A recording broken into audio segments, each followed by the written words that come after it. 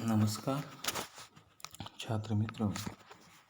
जनता school junior college शिरो की तरफ से ऑनलाइन कक्षा का आयोजन किया जा रहा है।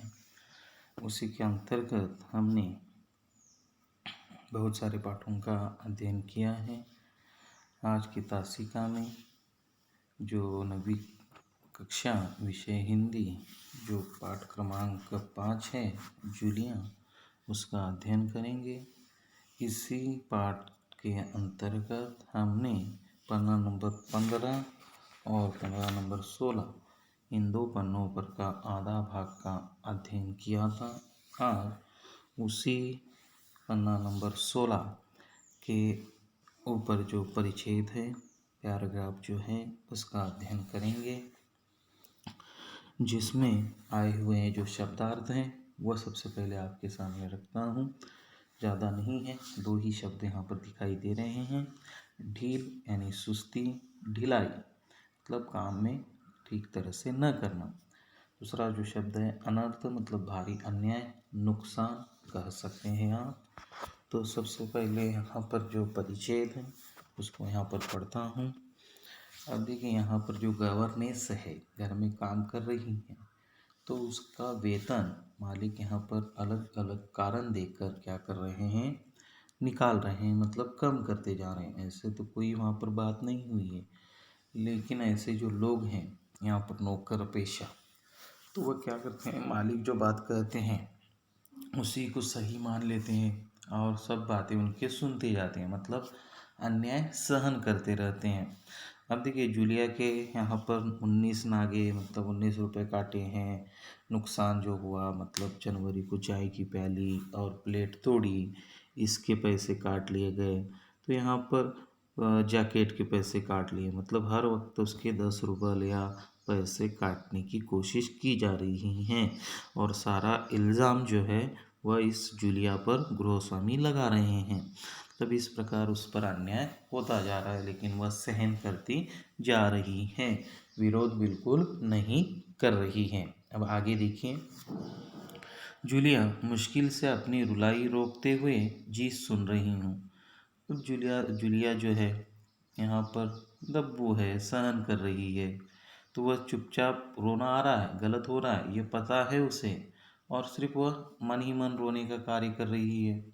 उसे पता हो रहा है कि उस पर अन्याय हो रहा है, उसके पैसे काटे जा रहे हैं, उसका वेतन का यहाँ पर नहीं दिया जा रहा है पूरा वेतन, इसलिए वो रुलाई रोकते हुए, मतलब रोना आ रहा है लेकिन उसको रोक कर यहाँ पर क्या कहती है, जी सुन रही हूँ। उसके पास कोई पर्याय ही नहीं है, उसका विरोध नहीं कर रही है, तो वह कहती है कि मैं सुन रही हूँ। अब गृहस्वामी देखिए आगे क्या कहते हैं। हाँ ठीक है, अब देखो भाई, तुम्हारा काम बच्चों को पढ़ाना और उनकी देखभाल करना है। तुम्हें इसी के तो पैसे मिलते हैं। तुम अपने काम में ढील दोगी तो पैसे कटेंगे या नहीं, मैं ठीक कह रहा हूँ ना? तो जूतों के 5 रुबल और कट गए। और हाँ, 10 जनवरी को मैंने तुम्हें 10 रुबल दिए थे। अब देखिए, यहाँ पर गृहस्वामी आगे और उनके पैसे निकाल रहे हैं, कैसे देखिए। हाँ ठीक है, अब देखो भाई, और आगे कह रहे हैं, देखिए, तुम्हारा काम बच्चों को पढ़ाना। पहला काम तुम्हारा क्या है कि बच्चों को पढ़ाना, इसलिए मैंने तुम्हें काम पर रखा हुआ है। और दूसरा काम है जो उनकी देखभाल करना। ये दो काम तो तुम्हें पहले करने पड़ते हैं।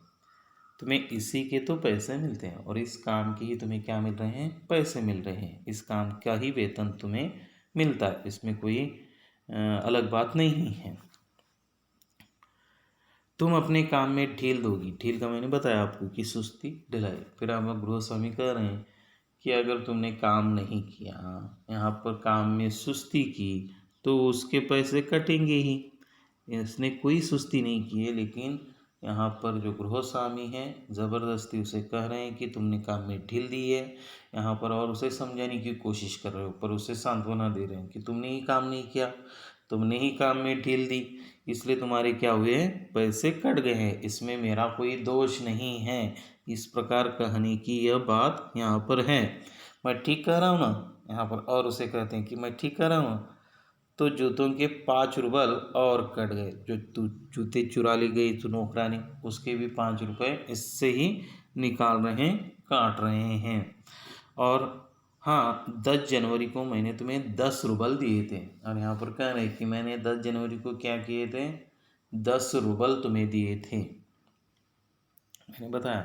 तो यहाँ पर हर तरीके से जूलिया के पैसे यहाँ पर वह काटने की कोशिश कर रहा है। बाद में पूरे पैसे वह दे देता है, लेकिन यहाँ पर बता रहा है कि गृहस्वामी या मालिक किस प्रकार का बर्ताव अपने नौकरों के साथ करते हैं, ये दिखाने का यहाँ पर प्रयास है। पहली बात समझ लीजिएगा। तो जूलिया क्या कहती रह गई, लगभग रोते हुए। अब जूलिया को रोना रोकना मुश्किल हो रहा है, लगभग वो रोने ही लग गई और कहती, जी नहीं, आपने कुछ नहीं, इतना ही कह पाती है, कहना है उसे, लेकिन वो पूरा नहीं कह पाती, क्योंकि वो 10 रुपये देने की जो बात है उसका विरोध इसने किया है। लेकिन वह भी थोड़ी हल्की आवाज़ में, नरम आवाज़ में कहती है कि मैंने आपसे कोई रुपए नहीं लिए हैं।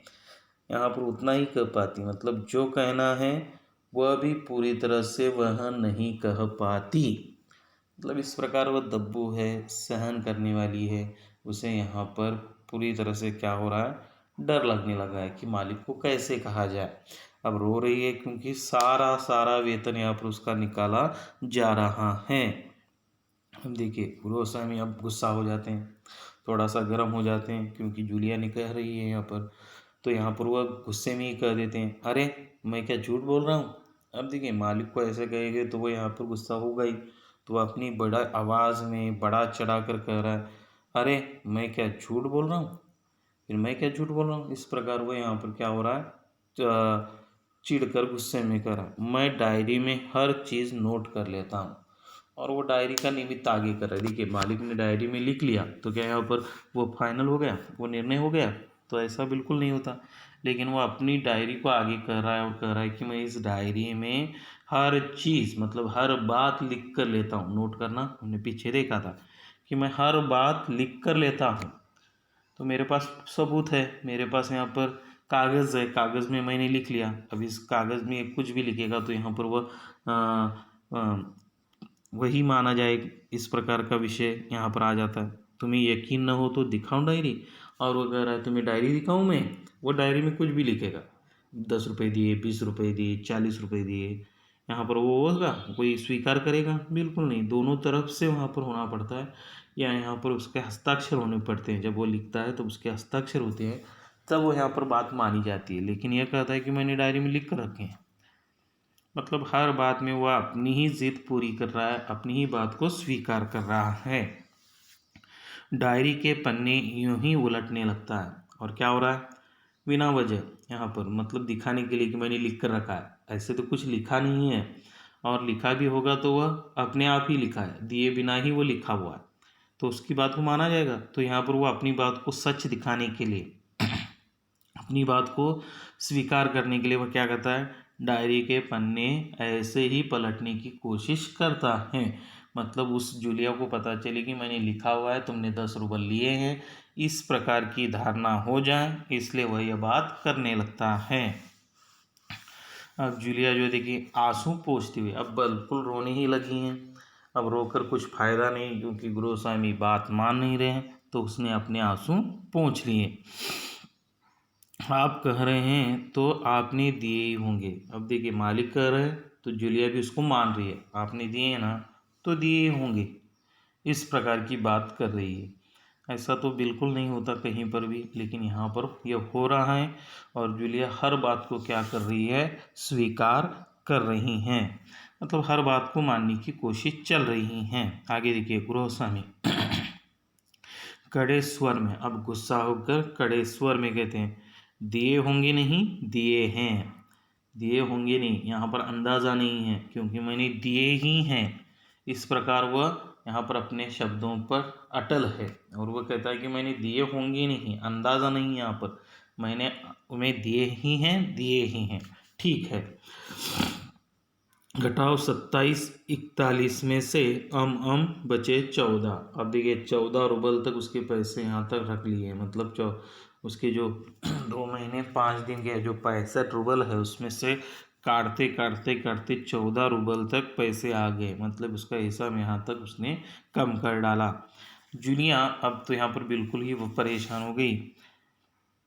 आंसू पीती हुई कांपती आवाज़ में, अब अपना गुस्सा है अपने ही अंदर रख रही है, गुस्सा आ रहा है, आंसू पीना गुस्सा होना, लेकिन वो गुस्सा यहाँ पर दिखा नहीं रही है। कांपती आवाज़ में मतलब डरती हुई घबराती हुई आवाज़ में कह रही है, मुझे अभी तक एक ही बार कुछ पैसे मिले थे।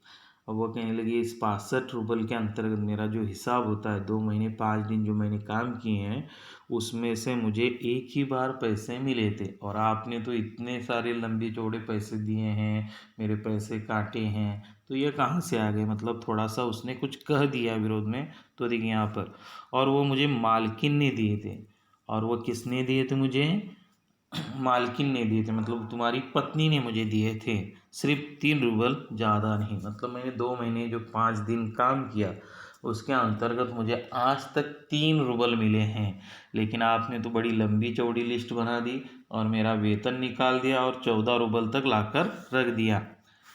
अब देखिए, गृहस्वामी जैसे आसमान से गिरा हो, इतनी बात कहनी ही है, तब तक यहाँ पर गृहस्वामी और भड़क उठते हैं और चिढ़ जाते हैं, और क्या कहते हैं, अच्छा, और इतनी बड़ी बात तुम्हारी मालकिन ने मुझे बताई तक नहीं।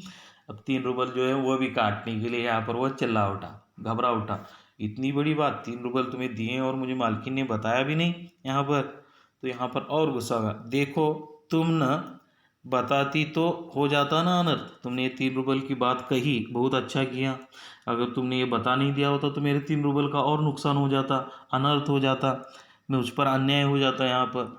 तो खैर, देर से ही सही, मैं इसे भी डायरी में नोट कर लेता हूँ। देर से ही क्यों नहीं, मैं क्या कर लेता हूँ, इसे अपनी डायरी में नोट कर लेता हूँ, लिख लेता हूँ, मतलब 3 रुपये का हिसाब भी मैं इसमें डाल देता हूँ। डायरी खोलकर उसमें यूं ही कुछ लिखता है, और लिखने का यहाँ पर क्या कर देता है, ढोंग कर देता है, लिख लेता है। हाँ, तो 14 में से 3 और घटा, तो 14 में से और 3 रुपये घटा दिए, 3 रुपये और काट दिए, 2 बचते हैं 11 रुपये, तो कितने बचेंगे, 11 रुपये बचेंगे, और वो उसे दे रहे हैं, संभाल लो, गिन लो, ठीक है ना। मतलब 2 महीने 5 दिन काम करने के बाद उसका वेतन यहाँ पर हो जाता है 65 रुपये, लेकिन यहाँ पर उसे आखिर में 2 महीने के बाद हिसाब करने के बाद यहाँ पर उसके हाथ में मिल जाते हैं 11 रुपये, तो वह उसे दे रहा है। मतलब इस नौकरानी पर, इस गवर्नेंस पर गृहस्वामी किस प्रकार अन्याय करता है। देखिए, हर बात को उसे ही जिम्मेदार ठहरा रहा है, ऐसी तो कोई बात नहीं होती। जूते चुराना उसका फ़र्ज़ नहीं है, उसकी ओर ध्यान रखना, उसको बच्चों को पढ़ाना और देखभाल करना, इतना ही काम है, लेकिन हर काम में उसको दोषी माना जा रहा है और हर तरह से उसके रुपये काटे जा रहे हैं। यह तो बिल्कुल ही नाइंसाफ़ी है। लेकिन ये जो नाइंसाफ़ी है वो जूलिया चुपचाप रहकर सह रही है।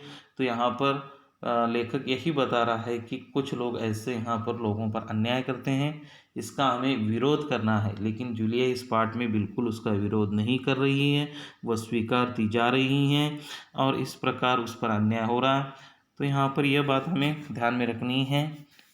आगे का जो भाग है, इस पार्ट का आखिरी भाग, इसमें आपको पता चलेगा कि यहाँ पर किस तरह हमें इसका विरोध करना चाहिए, किस तरह हमें इसका मुकाबला करना चाहिए। इस बात को हम पन्ना नंबर 17 आगे का जो भाग है अगली तासिका में देखेंगे। तब तक के लिए धन्यवाद।